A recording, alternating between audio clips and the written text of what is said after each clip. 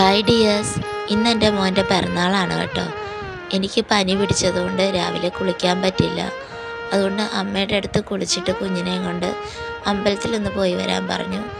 അവർ വരുമ്പോഴത്തേക്കിനും ഞാൻ അരിദോശയും നല്ല വെള്ളച്ചട്നി ഉണ്ടാക്കി വെച്ചു കേട്ടോ. വന്നപ്പം അവർ പ്രസാദമൊക്കെ ആയിട്ടാണ് വന്നത്.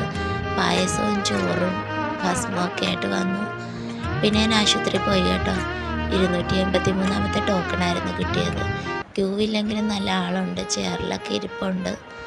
പിന്നെ ഞാൻ അവിടെ ക്യൂ നിന്ന് ഡോക്ടറെയൊക്കെ കണ്ടു, ഫാർമസിയിൽ നിന്ന് മരുന്നൊക്കെ വാങ്ങിച്ചു. തിരിച്ച് നമ്മുടെ ജോളിക്കുട്ടിയിൽ വീട്ടിൽ പോകുന്നു കേട്ടോ.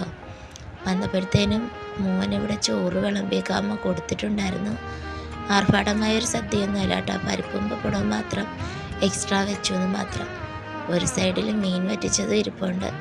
ആമിക്കുട്ടി ചേട്ടൻ ചോറ് കൊടുത്തപ്പോൾ ഉണ്ട് കേട്ടോ. പിന്നെ